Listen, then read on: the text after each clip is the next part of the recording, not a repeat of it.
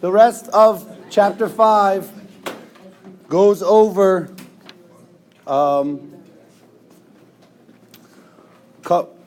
I almost stepped on your foot there, Haley. Covers, I did, but I didn't crush it. Okay? So the rest of chapter 5 covers transport. All right? We talked about the structure of the cell membrane, and the structure of the cell membrane confers function, that function of selective permeability. All right? What goes in and what goes out. All right? What cannot enter the cell, what can enter the cell. All right? And the same thing, what can leave and what cannot leave. All right? There are certain processes for transporting material into and out of the cell. Okay? Some of them, which you probably have covered or listened to the videos, are passive, meaning that they do not require the breakdown of ATP. They do not require energy. All right? And some of them are active, meaning that they do require ATP. Okay? We're going to talk about a couple different types of passive transport. One example is diffusion. All right? We're going to talk about simple diffusion, which we'll see up in a second. We're going to talk in another example of diffusion called facilitated diffusion. All right, and we're going to talk about the movement, the diffusion of water, osmosis. Okay, but let's start with simple diffusion. So diffusion is the tendency for molecules to spread out evenly into an available space. All right, so we're going to start in some area, whether it be in air or in liquid or in whatever it might be, there's going to be a high concentration of something.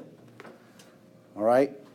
And eventually, what's going to end up happening is that those molecules will evenly disperse in the area you talk about. All right? So let's say it looks something like this. Here's a little beaker, all right, filled with water. And I drop a little tab of Kool-Aid, food coloring, inside that beaker of water. All right? Eventually, what's going to happen? Your beaker of water, well, let's finish drawing the beaker there, right, of water is going to have dye. That's pretty good. Evenly spaced. Right? It's going to start in some, you drop the dye in, and it's going to diffuse throughout the available space. Okay? You guys do this every day when you have your iced coffee. They dump the 6, 7 sugars in, right? And that sugar is concentrated, lots of sucrose molecules in one area. Right? She stirs it around, and they diffuse, they dissolve first of all, and then they diffuse throughout the entire water solution. Okay? Was any ATP involved? Did I say anything about it? No. No ATP is used. In this case, are there any cells involved? No. Okay? So diffusion is not a cellular only process. It happens in all aspects of, it's a physical process. It's a chemical process. Okay? Another example. How many of you enjoy brownies? Home-cooked brownies? Oh, yeah. Right? So, mix up a nice little brownie batter, stick it in the oven. Maybe 10, 15 minutes later, what does your kitchen smell like? It smells like brownies. Right? Why? But the brownies are in the oven. Why is your whole kitchen smelling like brownies? Diffusion. Okay? What you're doing is you're cooking, and as you're cooking the brownie batter, little chemicals are being released in the oven, and they diffuse from an area of high concentration in the oven to outside of the oven in the kitchen, areas of low concentration. All right? And that is the hallmark of diffusion. We're going to always move down the concentration gradient. Right? So right here, this is high concentration, and then out there, low concentration. Right? So whatever's going to diffuse, or whatever we're talking about, is going to move from an area of high concentration to low concentration. Okay? So here's our molecules of dye, right? Net diffusion. Eventually, what do we end up with? Equilibrium. Things are evenly spaced, all right? They're still moving, but they're moving at the same rate. There's not an area of high concentration versus low concentration. They are equal, okay? And you see this. This is showing you net diffusion. There's high concentration on this side, right? And so we move past the membrane because they can fit through by size, and you end up with equilibrium. Same thing happens here, right? You have one substance on one side of the membrane, another substance on the other. They will end up being or achieving equal concentrations on either side. Questions on that? So diffusion, no ATP, passive process. It depends upon a concentration gradient, an area of high to an area of low. That's the movement. All right, so we go through your concentration gradient. And this is passive transport because it does not require ATP.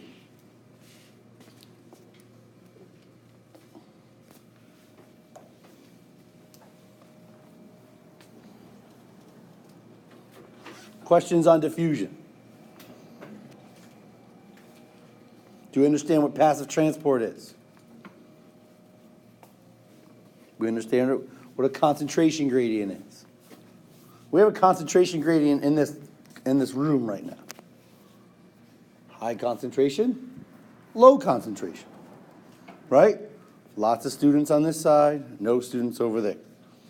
Are we at equilibrium? No, because you're not evenly spaced out. Good job. Now, osmosis. Osmosis is defined as the diffusion of water across a semi-permeable membrane. Brett. I just had a question about the equilibrium. Mm-hmm. If there is no movement, then is it still considered equilibrium? There is movement. There's just no net movement. Well, I'm saying like if it's stopped though. Like if the particles are stopped without the actual like movement, would it still be equilibrium? If they are evenly spaced, yes. All right. Osmosis is the diffusion of water across your semi-selectively permeable membrane. All right. Now, water is a little funky, and osmosis can be somewhat confusing. Okay. Understand that the movement of water still follows a concentration gradient. All right? So, if I have our beakers again. Oh, not beakers. Let's just draw a big beaker. Nope.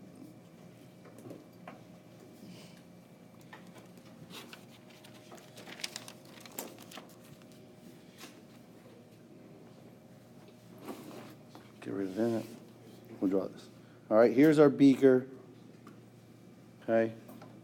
And here's our membrane. Say there's a membrane that goes to the two, and we have water on both sides. Okay? So now on this side, on side A, B, all right, on side A, we'll say that this is 70% water and 30% solute.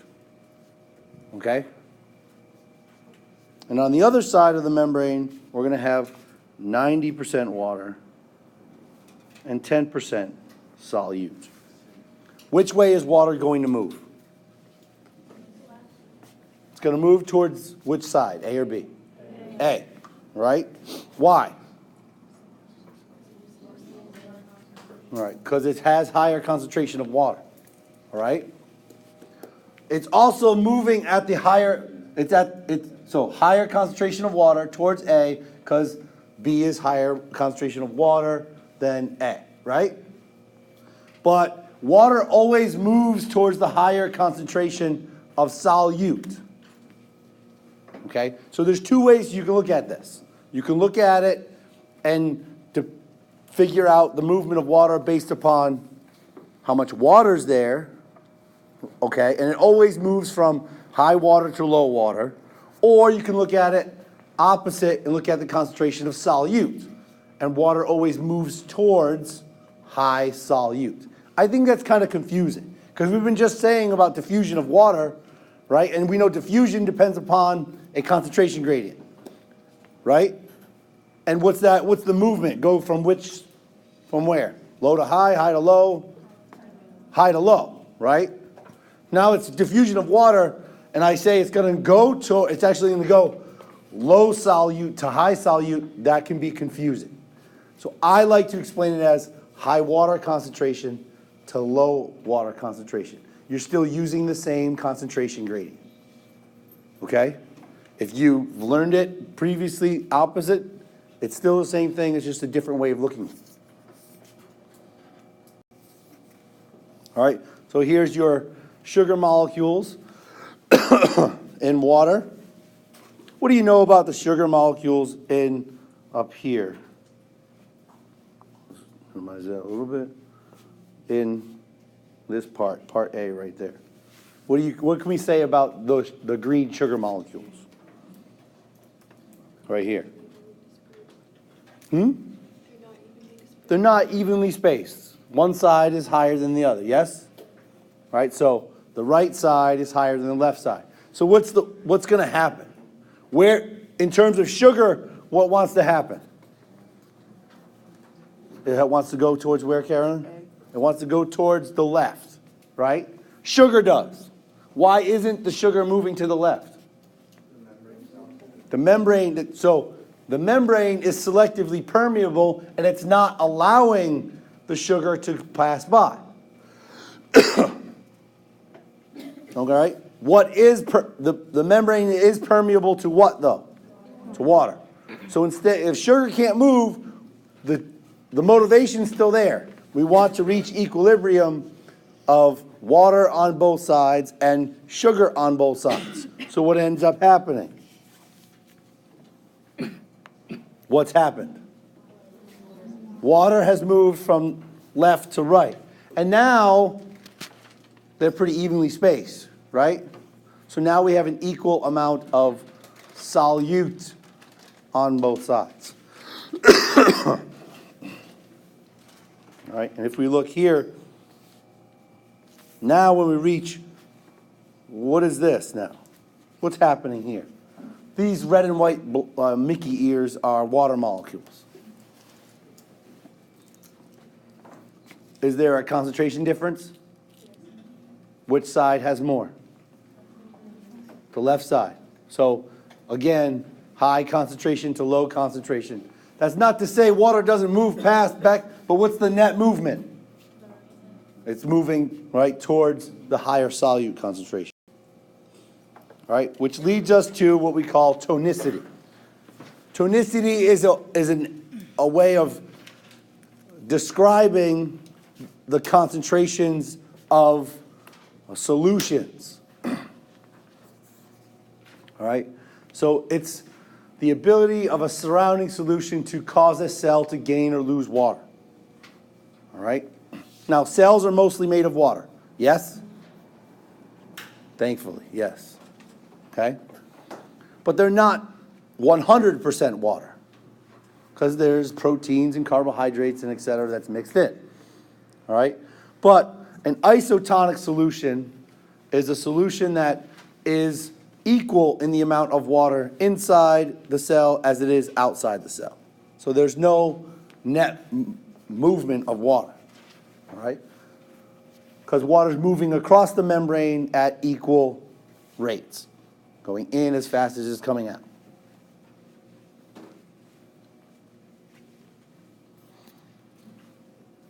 Now, tonicity is really looking at the solute concentration of solutions, okay? So now the other two here are hypertonic and hypotonic. These describe the solute concentration within the solution. Hypertonic, hyper means over, okay? Hyper means above or over, right, normal. So hypertonic means that the solution has a higher amount of solute than what is in the cell. So if it has more solute than what's in the cell, does it have more or less water? Has less water, so where's it going to go? So water's going to move out. And the opposite with hypotonic. Hypo means under, right? Hypoglycemia is low blood sugar, so hypotonic, the solution has a lower amount of solute than what's in the cell, a higher amount of water, so water rushes into the cell. Hypertonic, hypotonic. All right? Hippo, right? Hippo's big, right? So what's the cell going to do? Hypotonic solution, hippo is going to blow up, right, and swell. Here's your little diagram showing, right? When you put red blood cells in a hypotonic solution, water rushes in and it can burst. Isotonic, equal movements of water in and out. And hypertonic, there's a loss of water and you end up with a shriveled cell. That is very different than plant cells. Why? They have a cell wall to protect them, prevent them from lysing, right? So normally, they're actually in a hypotonic environment, so they are what we call turgid. They're actually pushing out against the cell wall. That's when you get nice crisp lettuce and plants are, standing up, whatever it might be, okay? If they're isotonic or even hypertonic, they lose water and they lose their, I don't know what the best word to describe, their turgidity, I guess, right? They lose their stiffness, okay? So, and then that's called placid, and if that even continues, it is plasmolyzed, meaning it's actually pulling away. If you see here, this is the cell wall, right? In this case, the plant cell is actually pulling away from the cell wall, which is causing a problem, right? Because it's losing water, all right? This is the situation that plants want to be in all the time. Okay? So, obviously, hypotonic and hypertonic solutions conditions cause problems for organisms, especially marine organisms or aquatic bacteria, plants, etc. All right? So they have evolved ways to regulate water amounts. This is called osmoregulation. It's controlling solute concentrations and water balance. Really, it's water balance, all right? Because a lot of times you're not going to be able to move stuff that's inside the cell, it's in solution, out of it, but you can always regulate how much water is inside and outside. And the paramecium and other aquatic single-celled organisms do this by bringing water in or spitting it out and having what we call a contractile vacuole that can pump water in and out that will allow it to regulate tonicity across the membrane. There's an example of a contractile vacuole, right? So it's an opening inside the paramecium that will help regulate the amount of water outside and inside. It will swell and contract in order to maintain water balance. All right, we went through flaccid, and so you see here Okay, so the flaccid one's just like more, So this is pushing out, and this is kind of like, it's just normal. okay, All right, so, middle morning, you water your plants, okay? In the garden, right? Hot day comes, by the afternoon, what ends up happening to them? they start to wilt. They start to wilt a little bit. This is the wilting part. They're not like this yet. You let them go another day, you're in drought, they start to look like this. All right? Then you add water, it sucks up, right? And it's transported, and you get back to this state. And then the plants become stiff and non-wilted. Okay? Thank you, sir. So now facilitated diffusion. Ooh, it moved on its own. Okay? Facilitated diffusion.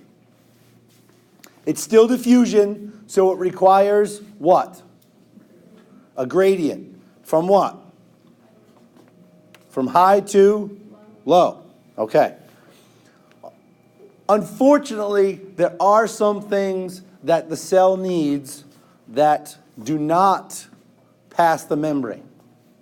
Glucose is one of them. All cells need glucose, okay? But glucose is too big to pass through the membrane on its own, all right? So the proteins that are inside the plasma membrane form a channel or a carrier to help assist the transport of those big molecules or charged molecules or whatever else doesn't pass the membrane on its own, okay? But it's still diffusion, so is there ATP going to be utilized? No. So this is just utilizing a protein carrier to get something across the cell. Okay?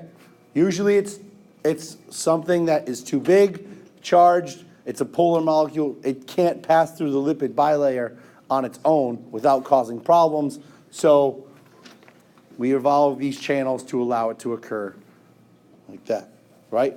Water is one of them. Water is a polar molecule, correct? Yes. Yes. Do polar molecules get past the plasma membrane easily? No. Now, water's small enough and some of it does pass the lipid bilayer a little bit, but a lot of it goes through a channel called an aquaporin. Okay? So, really, osmosis is a type of facilitated diffusion. So this is what it looks like. Okay? Here's two examples. A channel protein, like an aquaporin. So there's basically this protein which is embedded inside the plasma membrane, and it forms a tunnel, which stuff can go through. All right? And that tunnel is regulated. It's like there's a toll booth. It's not just, hey, just everybody come through and let things go. But high concentration outside the cell, lower inside the cell, but it can't pass through the bilayer. It has to go through the channel. Same thing with the carriers. High outside, low inside, and that ligand or that substance will bind to the protein, cause a change in shape, and then that protein is released into or out of the cell. All right? This is extremely important for charged molecules, right? Ions that move in and out. Yes? How do those not use energy if they're like moving and stuff? The driving force is what? The concentration gradient, all right? So just because this is binding, right, the binding actually causes the shape. And if there's not a lot of it out here, it's eventually going to stop, right? So this moves it in, and this protein will bind another one and move it back out. Equilibrium. The driving force of this is still the concentration gradient, right? We're not utilizing any ATP here, all right? There's no work that has to be done. It's already set up for us, okay? So it's a subtle change, and it's usually by binding and release. And again, no energy input is required.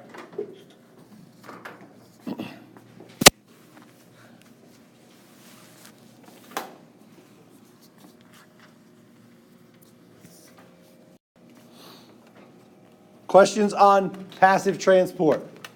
Diffusion, osmosis, facilitated diffusion. three types of passive transport. Okay? The last part of the chapter is active transport, which means what? ATP is utilized. Okay? And typically, we use ATP to move substances against the concentration gradient. So we're going to go from an area of low concentration to an area of high concentration. Okay?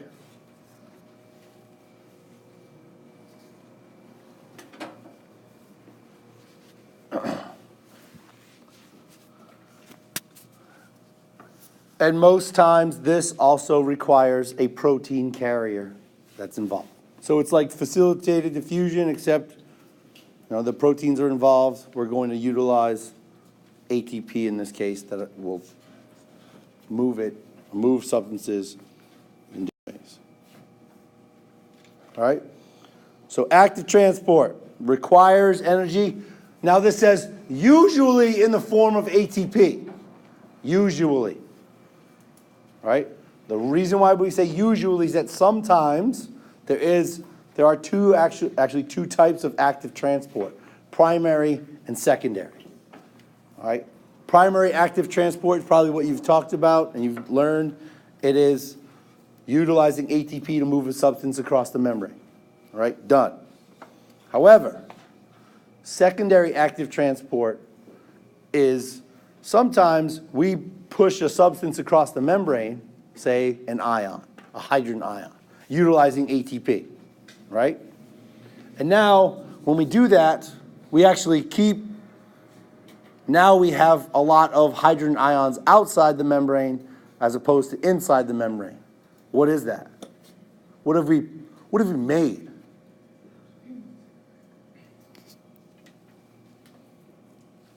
So, here's my cell. Here's my carrier protein, and I'm going to push a bunch of hydrogen ions out here. So, lots of these guys out here. Now what? And I've used ATP in the process, so ATP is broken down to ADP. Now, what do we have out here? The concentration gradient, right? I have lots of hydrogen ions outside, and what do they want to do? They want to get back in. Okay? So now if I had another protein out here that was regulating the movement of these hydrogen ions back in, I could also co-transport something in with it. So the movement of hydrogen ions, not using ATP, right, as it goes past, as it moves something back in, that is secondary active transport. Why is it secondary? It's not directly breaking down ATP, but it depends upon the primary active transport of moving the hydrogen ions out. Okay? So usually we break down ATP, that's primary active transport. Yeah, we could stop there. But there's another sub-level to that where this concentration gradient of hydrogen ions or substances, whatever, that's produced by the active transport can actually move things in as well. So we have primary, and this is secondary active transport. Yes? So is it because we did use ATP at one point, but just not? Directly, just not directly. All right, so this is secondary active transport because ATP was used at some point to produce this concentration gradient. All right, and then we use that. I'm confused as to why they would go out and then back into the cell. It's a good question. Seems inefficient, right? It seems inefficient. But if you depend upon this, okay, to drive another protein, then that's why it's done. Okay? It seems inefficient, but it actually is used. A lot of times these proteins can't do two things. They can bind something that's going to be pushed in, but it can't hydrolyze ATP. See what I'm saying? So this allows something to happen that the protein doesn't have the function for. Other questions? Yes? What type of stuff is the hydrogen bringing back into the cell? Sometimes it's like large molecules, glucose. It could drive ATP synthase. Whatever the function is what's called a proton motive force. All right, it's a concentration gradient that's going to cause this protein or allows that protein to do other functions. One of the best examples of this is the sodium-potassium pump. All right, and this is present in all your cells, which keeps your cells at what we call a resting membrane potential. All right, there's an amount of positive ions outside the cell versus inside the cell. So this is what it looks like. One protein is going to transport sodium and potassium, ions. Now, why don't ions move across the plasma membrane on their own? Because they're charged. All right, awesome. Okay? And ideally, the goal of the pump is to have more positive ions outside the cell than inside the cell. So to do that, we start at number 1. Okay? Sodium is high inside, low outside to start. So we're actually going to bind 3 sodiums, bind to the protein. Okay? 1, 2, 3. And at that point, ATP is hydrolyzed. The binding of the sodiums did not change the structure of the carrier, did it? Did it change the structure of the carrier? No. All right? So this is not facilitated diffusion. If this was facilitated diffusion, the binding of the sodiums would change the structure of the protein, and then the sodiums would be kicked out. But we require ATP to change the structure of the protein. Okay? When that happens, now that protein does no longer like sodium as much, releases them to the outside of the cell. In this structure, once sodium is lost or released, potassium now binds to the cell, or to the protein. Potassium binds, and that causes the protein to return to shape, and it loses that phosphate. It returns back to its original shape, releasing potassium into the cell, and then back to the same point. Again, what you see here, in this case, sodium is low inside, and potassium is high inside. Right, you see right here, and then outside. So the movement of potassium is going from where to where? Outside to inside. Going out to in, and what is that? Going from low to high, against its concentration gradient, right? And the movement of potassium is going from low to high, against its concentration gradient. This is the stereotypical example of active transport. We're moving substances against the concentration gradient, okay, while hydrolyzing ATP, okay, active transport. And it requires a protein carrier and hydrolysis of ATP. Questions on this? All right? Eventually, what's going to happen? I'm moving 3 sodiums out, 2 potassiums in. And this continues to go over. This cycle just keeps going over and over and over. What's going to end up happening outside the cell versus inside the cell? I'm going to have a lot more sodiums outside the cell, right? But what? What else? It's going to be more positive. I'm putting 3 positives out, 2 positives in. 3 positives out, 2 positives in. Every cycle, I'm adding an additional positive ion outside of the cell. Okay? So, in this case, the cell will always be more positive outside than inside. And that's what we call a resting membrane potential. Okay? So we have lots of positive ions outside, less positive ions inside, so it's a negative. So if I open all the channels for sodium and potassium, what's going to end up happening? What's here? Sodium's high. What's going to end up happening? I open all the channels. I just like open all the gates. Now sodium can move in on its own. It'll flood the cell. It'll flood the cell. It's going to go down its concentration gradient. Okay?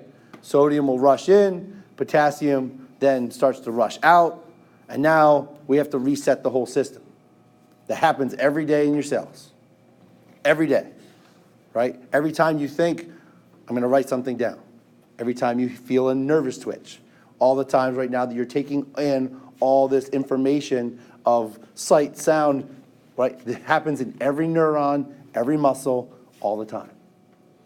When sodium allows to be rushed, so nerve action potentials, muscle twitches, that is all based upon this right here. It's all based upon setting the amount of positive ions outside the cell higher than what's inside the cell. So now that cell can be stimulated to do what it needs to do. All right? Go through these. All right, so let's compare passive transport versus active transport, and this is the big part right there. Okay? Now, the sodium-potassium pump is also an example of co-transport. If you're cohabitating with someone, what are you doing? Living with someone, right? There's more than one person living together, okay? All right? So if it's co-transport, what is happening? More than one substance are being transported, okay? And they can be either the same direction or opposite directions. In the case of sodium potassium, we have opposite directions, right? That's what we call antiport.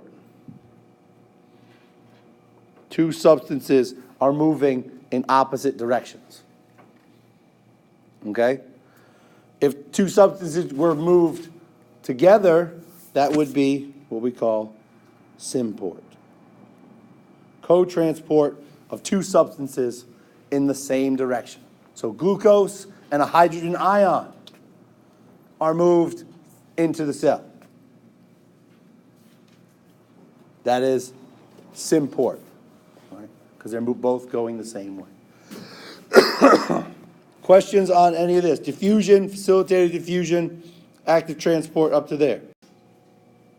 And look at that. We already talked about membrane potential, the voltage across the membrane. Yes, Kid. What did you call it? It was the resting. This is the membrane potential. It's up there right now. Membrane potential, the voltage across the membrane. Right, and that's created by, so it's resting membrane potential. What you end up with and what you've produced is what we call an electrochemical gradient. All right, so we have it's basically a concentration gradient of ions. So here's your membrane, right? We have lots of positives out here, only a few negatives, right? And we have maybe less positives in here. Okay? So what do the positive ions want to do? They want to flood in. That's what it boils down to, is there's an electrochemical gradient. There's a concentration gradient of ions, more positive on the outside versus the inside. All right? And what that does, it produces a chemical force. Because what do the ions, the high concentration of ions outside want to do? They want to rush in, right? They want to move down its concentration gradient. And cells can utilize that to produce ATP, to move substances, right? So this electrochemical gradient can be produced by active transport, and then cells can use this in secondary active transport to move things in and out. All right. So, an electrogenic pump. All right. We've talked We basically already talked about one of these. The sodium-potassium pump, right? Pump means it's going to move things across the membrane, right? In this case, an electrogenic pump is going to move hydrogen ions, all right? The sodium-potassium pump is an example of an electrogenic pump. It's going to produce a concentration difference or an electrochemical gradient across the membrane. And there's also what we call proton pumps. They're going to move hydrogen ions, all right? And while the cell is producing that concentration difference, it's producing what it can utilize as for work, for cellular work. So that concentration gradient can be utilized to do some type of work, whatever it might be. All right, whether it's to produce ATP, whether it's to move things in and out of the cell, it's some type of cellular work, usually some type of transport. All right, so there's your proton pump. Going to utilize ATP, push hydrogen ions across the membrane, all right, and then you're going to use that. In this case, this we call a proton motive force. All right, so this, what they end up want to do is they want to go back there. That's a proton motive force. And in this case, let's say there's a protein out here that will take glucose and move it through, but only with a hydrogen ion. Okay? So in this case, if glucose wants to get through, it needs this concentration gradient of hydrogen ions outside the cell to push it through. Right? This is secondary active transport. This is co-transport, right, with the hydrogen ion that moves through, and it allows for the cell to do these things without utilizing too much ATP. Okay? We went through co-transport. Don't add anything. Right, there it is. Look at that. Know what I'm talking about, huh? Done this a couple times. So there's your proton motive force. It's going to produce this hydrogen ion concentration. Hydrogen ions are going to bind to this protein. You got a sucrose co-transporter going to bind and move the sucrose into the cell. Okay? So this is your primary active transport,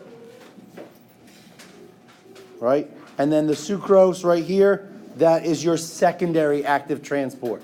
It's secondary because it depends upon ATP being utilized in the first place. Yes? Does it matter that sucrose and hydrogen, the co-transporter, they're like paired together?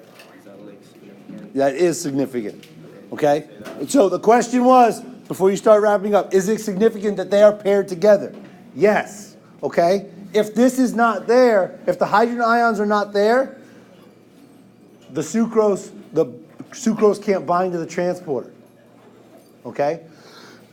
or it doesn't change shape and it doesn't allow it to get inside the cell. Karen. Is it only hydrogen ions that can use? It's not only hydrogen ions. This is just showing an example. We can use hydrogen ions. We can use sodium, potassium ions, other ones, calcium ions. But this is going to be important as we move forward with photosynthesis and cellular respiration as well. Sam.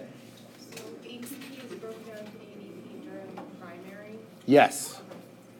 Can sucrose bind if it's like not hydrogen but another one? Or can sucrose No, only work with hydrogen? So this will only, it depends upon the protein, but it'll be specific for the ion. So in this case, so this is sucrose hydrogen co-transporter. It'll only transport sucrose and a hydrogen ion, not a calcium or anything like that. Okay? Other questions? All right, your quiz on Friday, you have your study guide is posted.